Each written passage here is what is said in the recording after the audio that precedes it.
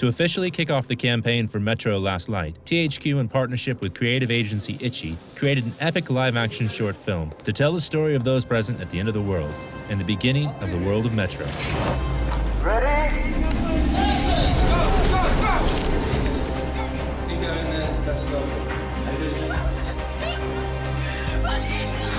What drew me into the project was the sheer epic scale and sort of scope of the story. Reading the basic script that I was given, there was so much potential for character development, and the idea of depicting this event that is the end of mankind is something that was very alluring. When we were looking for a director to pick up this piece, we were really after someone that understood the necessity to create this bleak vision of a near future, and something that Jim's treatment really brought to life was another level to our storytelling, and he just got it completely. You gotta get out.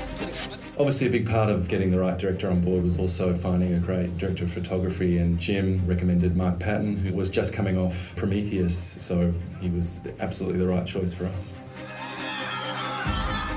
From experience of working in Kiev before, I knew that we could cheat Moscow and make that work for us. It just has this fantastic look about it, which really epitomises this bleak vision that we were hoping to achieve.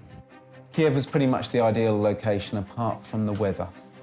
Extreme cold meant that we couldn't stand still, we had very little time to think, and on top of that we had to throw in 100 extras, car stunts, rampaging through the streets. But through planning, we actually got away with a lot in the time we had. We also invited a lot of people from 4A to help add to the weight of bodies. And in actual fact, I think we cleared out most of the office. Yeah, that was a lot of fun. The third day was the hardest shoot. We shot for 22 hours without stopping, which was pretty incredible. We had to shoot in 3 locations, including being on the Metro Underground system at 4 o'clock in the morning. The Ranger's costume is based on Artyom's character.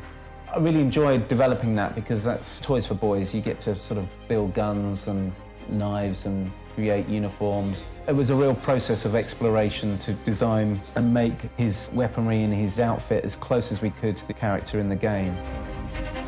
Take your time. One happy accident we had while shooting was the fact that the Metro commander happened to have a child who was the exact age we were looking for the baby. So in the film, the baby that is passed to him is actually his own son. Towards the end of the film, we needed to tie in the idea that perhaps this ranger was also the baby. And we felt that one really vital cue would be to use the lullaby. We had a lot of actresses into a casting session and got them to act out the scene with the baby. And one particular mother started to sing the child a lullaby.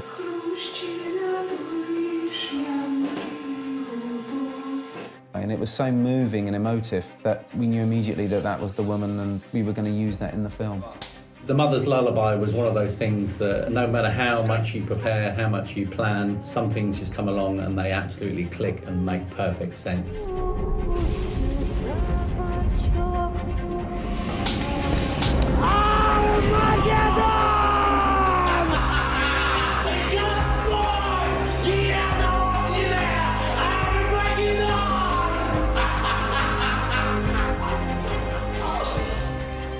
We wanted to make a very intelligent film. It's nice to come to your own conclusions and to make your own assumptions on what might be happening. It became apparent very quickly that we had so much great material and so many different converging storylines that we realised in order to stay true to our initial vision and create the epic trailer we always intended, that we allow these stories to be told. I think we did that very well.